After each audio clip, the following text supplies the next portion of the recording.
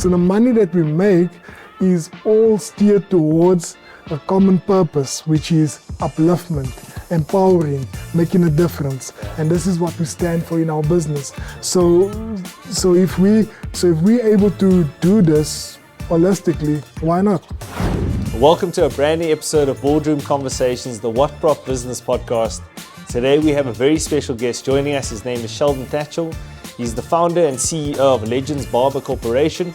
We hope you enjoy this next episode. I'm your host, Justin Watkins. Just a quick one, before this episode begins, please like, share and subscribe. We're on YouTube and Spotify. Please follow us to keep up to date with the latest episodes. Sheldon, thank you so much for taking the opportunity to come onto the Boardroom Conversation today. I really appreciate you coming onto the podcast today. Thank you. Thank you very much for having me on your show, Justin. Looking forward to it. Awesome. And so just as a starting point, I mean, obviously I've watched your journey over a couple of years now, and it's quite incredible just to see the exponential growth, not only in yourself personally, but also from a business point of view. But I'd like to go back in time a little bit for our listeners and just give them some insight into you as a person. So prior to Legends Barbershop starting, yes, what is your story? So my story was, I grew up in a community called the Alvarado Park. I'm not sure if you know it. It's the south of Johannesburg. And when I grew up, quite interested in being able to be placed in positions where we don't have certain things. And I think the environment that I grew up was of extreme poverty. I've experienced times where we were in positions where sometimes we don't know what we're going to eat that particular day, and all the conversations that you hear in the household was around money. And money was the topic of arguments. It was always seemed like money is a bad thing, you understand? And the way it was seen as that the rich is evil and basically the poor is going to heaven. You understand? It was like that type of polarized teachings that I got from a very young age. And being able to grow in this community, so you're growing up with this perspective, and but you're understanding that there's a need. We're faced with a struggle in our household where both my parents at the time weren't working. And being Sheldon as I am, trying to solve problems, I then started out doing certain things, and I landed up being able to save up my spending, your pocket money. So I used to get like R2 per day, and out of this R2 per day, I used this money and saved it up for like 10 days. And after 10 days, it was about $20. I went to the local cash and carry and bought actually a box of ice cream. And this ice cream, I then said I'm going to go door to door and go and start selling this ice cream. But imagine that I had a problem. I couldn't speak right. I had a speech disorder. I was stuttering. So you can imagine the boldness it took me to actually go up to a door and go and knock on the door and tell him I'm selling ice cream. Wow. That was me, but I managed to do it at the age of maybe 12 years old. It was around that time, and this started growing, and now I'm starting seeing like people are actually go to Sheldon. Sheldon sells ice cream, and I was the guy that's in the community that was in the flats, in the surrounding of my community that I was selling ice cream. And I started using the profits from that, going back to the cash and carry, buying 2 boxes, and just doing it on a repetitive basis. We all know that there's seasons. You can't be selling ice cream for winter is coming along, and people don't buy ice cream during winter season. So then I decided, you know what, is there anything else that I can get my hands on? And I saw barbering, because I used to cut my hair at the local barbers, and I went to them and I saw, these guys are actually quite in demand, and they work on their own time, so they don't work on the customer's time. So they are available when they are available, because they are so in demand. So I said, okay, maybe this is an opportunity for me to come in here. And obviously I didn't have clippers, but I just had an opportunity instead of selling products, which eventually depends on the demand and depends on supply. I was like, you know what, I have so much time on my hands. Why am I able to at least sell my time by cutting hair? Because as a teenager, you have so much time during the day. So what happened was that my friend had a clipper, and I asked him if I can borrow his clipper. And with that, I then visited the local barbers and seen what they're doing. And sometimes I would go to these guys on weekdays, and they would chase me away, and I'll just return with a bottle of cold-ring as a bribe for my next lesson. Yeah. And that was me just trying to learn the skill of cutting hair. And this eventually got me cutting the kids, because we live right across the school, and the kids used to come at my place, give them free haircuts in order for me to better my skill. And this is how I started getting into barbering. And at the age of 14 years old, that was the love for barbering where it all came from. I matriculated at school and still cutting hair, but I'm like, you know what, I can't make a career out of this. I mean, like, who makes a career out of cutting hair? There's no one actually that actually makes a career out of cutting hair. Mm-hmm. So then I was looking for work, and I landed on a job at Standard Bank. Wow. And at the time, they were paying around 3,800, somewhere there around. It's through an agency. The agency was Kelly Agency back then. Mm. And when, at that same moment, a friend of mine approached me, and he was like, Sheldon, you know what? Why don't you come steal cars with me? Because I feel that is, we can make a lot of money quickly. Wow. I'm like, what? Wow. So he's like, yeah, why don't you join us? And he was explaining me how the whole scheme works. It makes like, if you steal a car, this is how much you make per night, and all of these things, and wow. And you split it, and he was explaining all of these nice things about it. Wow. But I think I'm reminded by a principle in the Bible that says, at that particular moment, the reason why I turned it down, because I was reminded by a very principle in the Bible that says, wealth gained hastily will dwindle, but whoever gathers little by little will prosper. Mm. And it's a teaching that I realized that, you know, there's no get-rich-quick schemes. There's no, I'm going to make it out and I'm going to be the next guy. We all know that if you get that money now, you have to spend it now because you don't have the wisdom to carry it through. So then from that, worked at Standard Bank, and at Standard Bank, quite interesting, Justin. My job title at Standard Bank, this was back in 2007. 2007, yeah, it's quite a while ago. So my job title at Standard Bank was an account management consultant. So I was account management consultant. They give you these fancy titles, and I was just a debt collector. I used to call you if your account is in arrears. I used to say, Justin, please pay up your accounts. Your account is, and that was me. And taking into account that I was still struggling with my speech disorder, and that job actually helped me overcome that. And being able to communicate with people over the phone, it actually gave me a lot of persistence during that time. Because if you think about it, if you call in somebody and they don't want to hear from you, they put the phone down in front of your face and they're like, no, I'm going to speak to this guy, but you just catch on the next one. You just phone the next person, and it became one of those things where you don't take failure personal, because you understand there's another opportunity around the corner. And that for me was the big takeaway from that job. Wow. Wow, so it's now like 2009, 2010, and you're obviously priming yourself a little bit to start Legends Barbers in in 2011. So walk us through the beginning journey of Legends Barber. So now you have this idea to start this barbering shop. How did it all begin? So it all started was that, so while working at Standard Bank, so it's always something that I dreamed of being a full-time barber. But I never knew how to get started.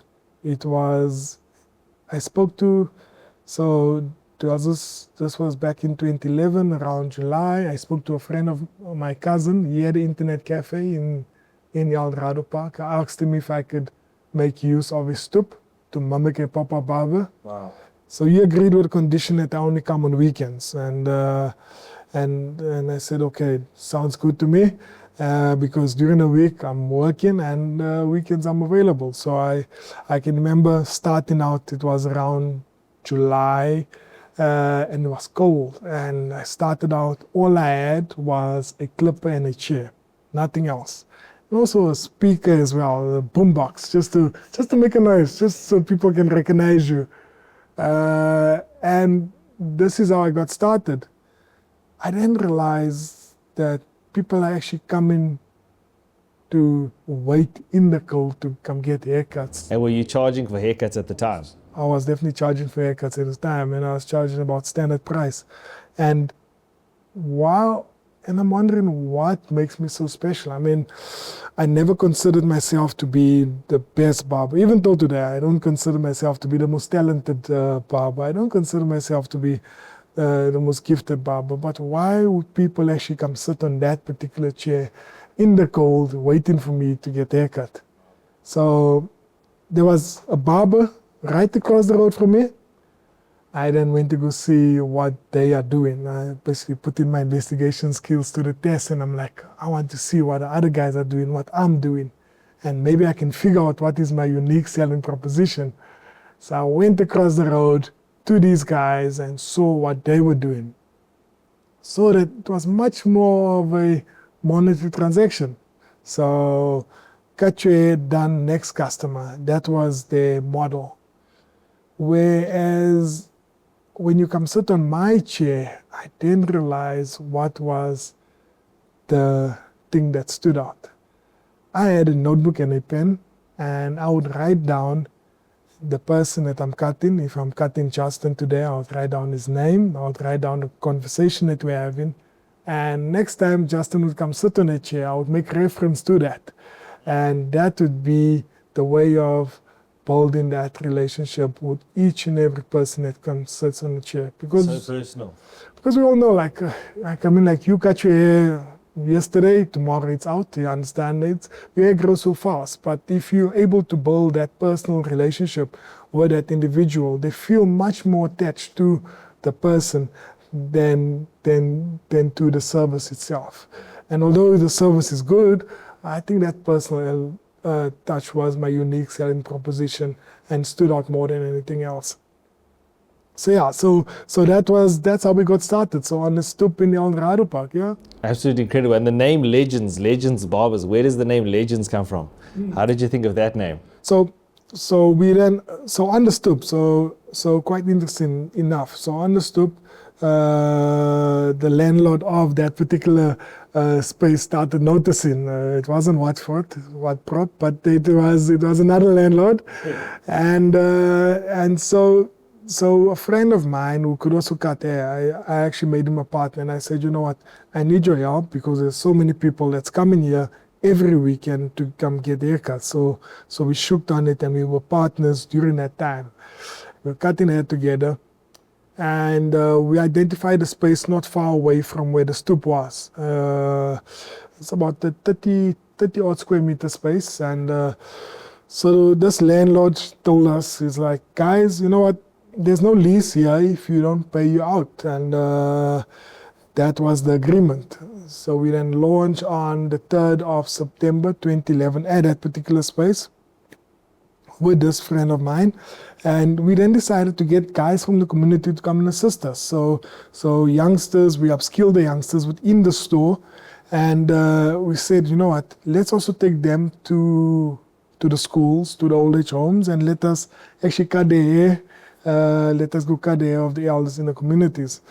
It was a way of upskilling the barbers, but what came out of it was so popular was that the name Legends actually came from us cutting the old people because they are the legends of our community. Wow. And that's where the name actually derives from, them being the legends of our community. Wow, that's incredible. So there's an incredibly special bond that was created with the community inside Eldorado Park, Yeah. with the old people and the youngsters as well. So you almost were bringing the community together through the skill of barbering, really. Yeah. So it's and I think one of the things that stood out for me more than anything else has been being able just to put smile on people's faces. I mean, if you see the old people, because they're neglected, they're not taken care of as much as the public are, you understand, and to be able to go to them and put smiles on their faces while they get their haircut and while they get the experience, it's priceless. It's really priceless. And you're doing it just the way of you know what, I want to do good. I genuinely just want to do good. That for us was a big takeaway, because if you think, I mean, like, anyone can get the haircut, and this just changed the way they feel. And we saw this in schools, we saw this in old age homes. That was amazing. Wow, incredible. So from that 30 square meter store, the business has obviously grown substantially. Yeah. So walk us through the next 15-year journey from 2011 to now, Yeah. of how the business has grown. So still there at that particular time, a few months after we launched that first store, on the 4th of December 2011, I got married. So yeah, I am married. I have a beautiful wife. So she doesn't want to be in a public figure, but yes. Incredible. but yeah, she's definitely. And I mean for an entrepreneur to have somebody that is the bedrock of what we do. I mean, Sheldon is in the public, Sheldon does all of these things, but I mean, I owe majority of my success to this particular individual. Wow. And that's the reason I think till today, she's definitely that person. So yeah, Wow. So I got married, and when I got married, my partner, this guy in short, says, it's fine, go away on honeymoon, go away and go and experience some honeymoon. I went away for 6 days, and when I came back to the shop, the doors were closed. Okay, what's happening here? I then called him. The guy, he never answered. I then called one of the guys that was working there, and he explained to me the full story. He said that this guy actually didn't pay the rent, but to make matters worse, he never paid the barbers, because they used to get paid on a daily basis based on the commission that they earned. So now, standing in front of those closed doors, realizing that I've lost everything that I've worked for, just left me feeling devastated, thinking, who am I to really think I can make a career out of cutting hair? Sure. So I just continued working in Standard Bank, and as I explained to you, my job that I done was monotonous, but I enjoyed it so much. Being able just to speak to people over the phone. But I then realized back in, so this was 2011, so 2011, 2012, 2013. So 2013, I was reading a verse in the Bible that says, in Ecclesiastes 11 verse 6, that says, do not let your hands be idle, for you do not know what will succeed, either this or that. So work at it during the day and work at night. How I interpreted was that I have a day job, which is from 8 till 4. And from 5 till whichever time, it's actually my free time, or my time with my wife. Weekends as well, I mean, like, I can still do some stuff. So during that time, I'm like, okay, I'm going to get myself a scooter, and I'm going to become the mobile barber. So I got myself a scooter, and I started going out to customers. I drove the whole Johannesburg, going out and serving customers. This was during 2013. And I used to be called the mobile barber. Going out to them door to door and cutting them in their homes, in their offices. And sometimes these guys would request me during the day. They would request, Sheldon, please come cut me in the morning. I'm saying, no, I'm fully booked in the morning up until 4 o'clock. Please book afterwards. Obviously, you still have to work your day job. I still have to work my day job. You're right. Yes, I still have to have a day job, and that was how I eventually got started into this, and quite interesting enough. So I shared a story with you. So I was on my way to this one customer. Imagine driving all the way to Four Ways and on a scooter. And I see this customer actually trying to call me. Obviously, I can't answer my phone. I have a helmet on my head. And I get to his boom gates of his estate. I called him back. And he explained to me, he says, Sheldon, there's load shedding. We can't cut. I'm like, okay, what do we do now? Obviously, we can't do anything. So I turned around and I'm like, I had to go back home. But while I was on my way home, I then came up with this whole idea. It was like, you know what? Imagine being able to have a mobile service bus where people can just jump in, get their haircut, and it doesn't interrupt their homes or their offices where they still need to clean up, and everything gets done within this bus. So that was actually quite interesting, because I went home and I started sketching that particular drawing. Started drawing it out, and I'm like, this is exactly what I want. This is the drawing of the bus. And I remind you, this is 2013. There was one big problem though. This vision that's on this paper, there was no money to fund it. So I was broke, and obviously I didn't have much capital to fund this whole idea. And I asked everyone in my surroundings, what do you think about this idea? And people said, yeah, it's nice, but we should be able to fund it. So nah, don't know what. And eventually, exactly 5 years afterwards, around 2017, September 2017, that particular paper became a reality. Wow.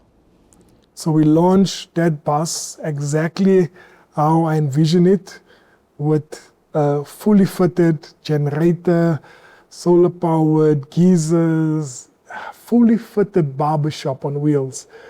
And basically I'm just reminded to the verse that says that you should write your vision down. Write your vision down, make it plain, make it known, because it took me 5 years for that vision to come to pass, but eventually it came to pass.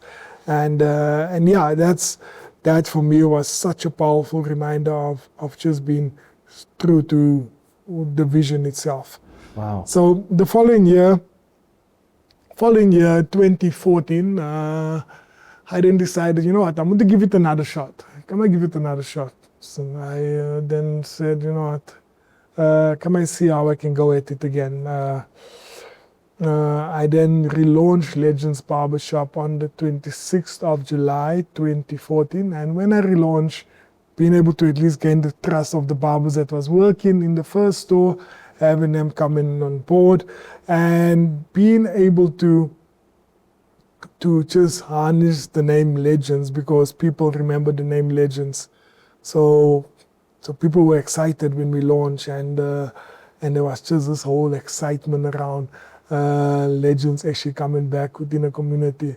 Quite interesting enough, a fond memory was that the day before we launched was that myself and my wife were actually busy washing the windows of that shop. So we were busy washing the windows, preparing for the launch date, and that was really one of those fondest memories. Wow. Because priceless. Tell me about it.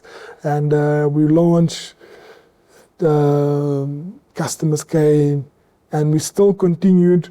having the same values where we still go out into the communities, we still serve the communities. A week later, I then tendered my resignation at the bank and I said, you know what, I'm leaving to become a barber. My manager laughed at me and he's like, who are you to become a barber? What do you think? And I never looked back from there. And Wow. it was like, and the rest was history. Absolutely incredible. So how many stores have you opened since 2014 to this date? So since 2014, I mean, we're currently standing on 75 stores as of last week. Yes, we opened our 75th store last week. Incredible. And how many countries do you have stores in? 5 countries. 5 countries. And what countries are those? South Africa, Namibia, Botswana, Lesotho, and Zambia. And obviously South Africa is the primary base for Legends Barbers. Yeah. So South Africa is where we built a good customer base in South Africa. But you don't realize that in other countries, it's that Legends is actually so well known. Wow. I mean, I just landed last week from the Africa CEO Forum, where major business leaders from all across Africa, they have massive companies that's listed on the NYE and the JSE, and you sitting in this room and you're busy talking to these guys. And I says, no, I know Legends Barber, and guys from Rwanda, from Kenya, from Nigeria. I says, no, I've experienced Legends Barber when I was in South Africa. Wow. I was like, what? That's quite interesting. So you could definitely see that the brand has transcended into the African continent, you understand, where people in different countries actually recognize the brand, and it's I think being able to have such a massive opportunity to where we are now as a business is truly incredible. It's really incredible. And which other countries are you planning to expand in, if you could share that? Yeah, I can definitely share it with you. I mean, like the whole SADC region is something that we're looking at. So the SADC region being Mozambique. So we're looking at first covering the SADC region and eventually filtering through. We are also looking to expand in our current countries as well. We have 5 stores in Botswana. So our plan is to open 20 stores in Botswana with the good operator that side. We have stores. We have one store in Namibia, also planning to expand very soon. There's massive opportunity. There's definitely massive opportunity. But Justin, it's not for me personally. It really doesn't go around the number of stores that we have. In all honesty, and I'm just saying this because most of the time people measure your success based on the number of stores that you have. The number of revenue that you generate, the products sales that you do, because we have our products. I mean, like we have products in Clicks, Discam Spa, Pick and Pay, and all the major retailer chains. We have good product lines, facials, grooming, and products that's filtrated on all these markets. I mean that it's really doing well, you understand? So if you measure our business based on all of these things and you put us in different categories, so yeah, no, this is how we should measure Legends. But in all honesty, I don't really want to be measured that way. Rather measure me on the number of people that are impacted. Wow. And when I say this is that, see, we have a training development academy that upskills youngsters from the community, that gives them an opportunity, that shows them a way to actually become barbers like Sheldon, to have the skill set like Sheldon. I'm not talking about just the skill set in terms of the cutting of hair. The cutting of hair is one element of it. The big element for me personally is the foundation. What foundation are we giving these boys and girls? Because they're coming into the training center. We have over 500 now, currently as it stands. We have over 500 students within the training centers, and this is besides our flagship training center in Joburg CBD. We have training centers across the countries, and we have stores. And so the skill set is the one thing, like I said, but being able to build a good foundation which is the foundation that we firmly believe is our values, which is a Christ-based business, and we built our business based on Christian principles. And the reason why we do this, because this is what we stand for within our business. We show them the true demonstration of what it is to be Christ-like. The values of do unto others if you want them to do unto you. Whoever refreshes the next person, they will be refreshed. And we come up with all of these concepts to disciple these young individuals to become good men and women for our society. Because we know that our society faces different ills. I mean, like, when these guys are done with the training center, they still go back to the communities where they come from. They still experience gangsterism. They still experience GBV. They still experience all of these ills within the community. Yeah. How are we able to make a difference within their lives? How are we able to change their lives? And being able to give them the skill set, give them a good foundation, and telling them, you know what, we are able to plug you within the system of helping you become employed at Legends. And if we identify entrepreneurs within that pool of people, we are able to give them extra learnings in order for them to start up their business in their community, have them given the tools, have them start out like Sheldon did with a clip and a chair. I mean, that is a typical way of empowering somebody, because now you're giving them the tools to succeed. And from there, I mean, if we are able to make this difference within these people's lives, then I do believe that the money that we make from all aspects, be it your shops, be it your products, be it your wherever our money is generated from. So the money that we make is all steered towards a common purpose, which is upliftment, empowering, making a difference. Yeah. And this is what we stand for in our business. Sure. So if we're able to do this holistically, why not? Wow. Yeah, it's an incredible thrust through the business that really drives the business in a very personal but very impactful way. Because when that starts filtering into the minds of the people that are involved in Legends, then they can have an impact on their immediate surroundings that they go into. So it's a very powerful way of transforming communities, particularly through a very simple skill like barbering, and using that as a tool to transform the community around you. No, definitely. I mean, we're not deaf to the situations that's currently happening. Justin, we're sitting in a country currently that has 48% youth unemployment rate. We're entering into the youth month right now, and we're supposed to be celebrating the strides that we've made over the course in time.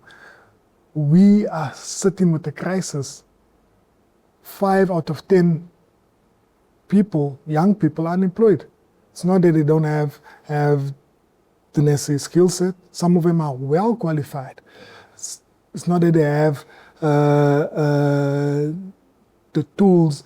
It's that they don't have an opportunity. They don't have an opportunity to showcase what they're good at. They don't have an opportunity to actually go out into the world and go do something. We have to provide those platforms for them. We have to be the game changers to say, "What? Let's give you the opportunity. Let's see what you're made of." And then we take it from there. Quite interesting enough was that, so I visited the training center 2 weeks ago, and the flagship training center in Joburg CBD. I visited the training center and I came across this young lady. So we have boys and girls within the training center. I came across this young lady, and this lady, I can see this lady is a bit learned. And I mean, like, you yourself look learned, Justin. You look one of those guys where I place you in the training center, I'm like, no, Justin shouldn't belong here. and I go up to this lady and I'm like, okay, just ask her how she is and stuff like that. But eventually I came to the question and I asked her, what were you doing before this? And she explains to me, and she was like, you know what, I was studying. And I asked her, what were you studying? So now she was doing a post-grad in accounting. Wow. Post-grad. And I said, okay, so what happened? So now I had to drop out because I couldn't finalize my studies.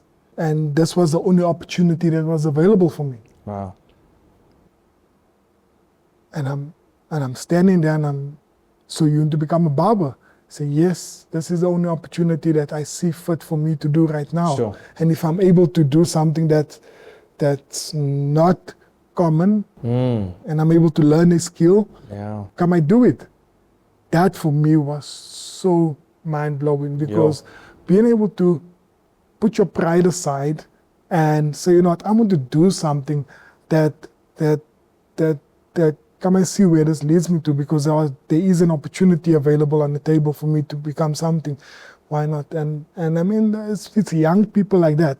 So just think about it, Justin. I mean, like, for somebody to want to put their pride aside and say, you know what, I'm going to do this irregardless. So irregardless of what people tell me, irregardless of what people's talking about me, I am still going to focus. I'm going to do something, because I know that there is a purpose behind this, and this is for me actually to become employed in a company that's going to give me a salary, and I'm guaranteed to get employment. Wow. And it's just providing opportunity, and if you're able to provide an opportunity for them, why not? That is such a profound story, and I think it leads quite beautifully into our next question. And the question really is simple: and why South Africa? What makes South Africa so unique, particularly for a business like yours? Why do you love South Africa? What is it about doing business in South Africa that makes it so unique in your mind? If you think about the opportunity and the landscape of our country, we're one of the most fortunate countries within Africa. And I mean, like, some of the guys that's watching us haven't actually traveled to other African countries. And when they do travel, then they say, like, you know what, I'm going to Africa, but not realizing that you are in Africa. For sure.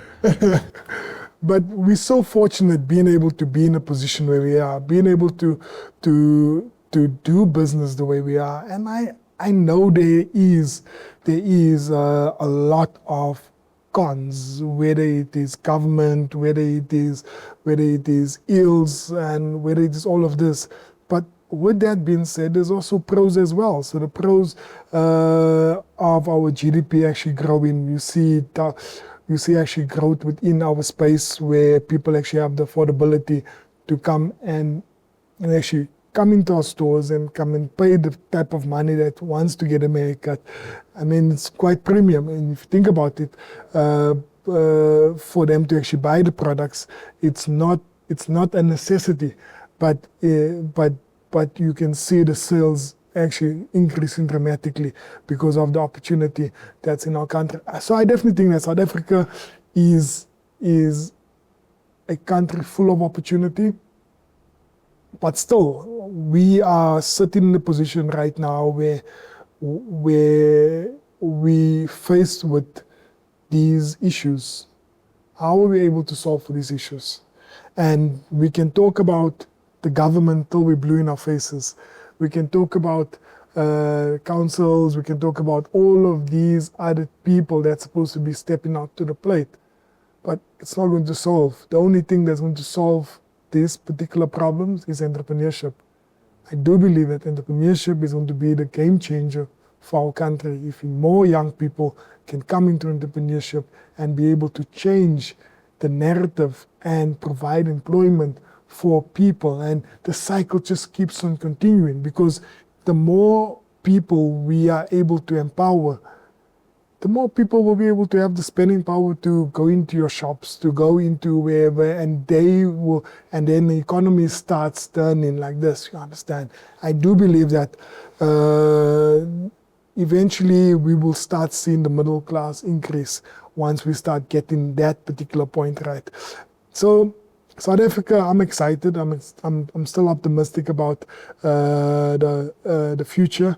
I'm still optimistic about where we're going. I'm not going anywhere else. I'm staying here. I'm staying right here. I'm not fleeing anywhere else. I'm excited. I want Legends to also be the business where people in other countries call to South Africa and says, where's your head office? No, head office is in South Africa. And people from all across the world, like where's your head office based? No, you can speak to the guys in South Africa. So that's quite interesting. So instead of us importing a lot of products, a lot of consumables and all of these things, we need to start Because just think about it, the narrative is that, or the sense is that you importing goods and so importing goods within our country, but you literally exporting jobs. That's how it works. Yeah.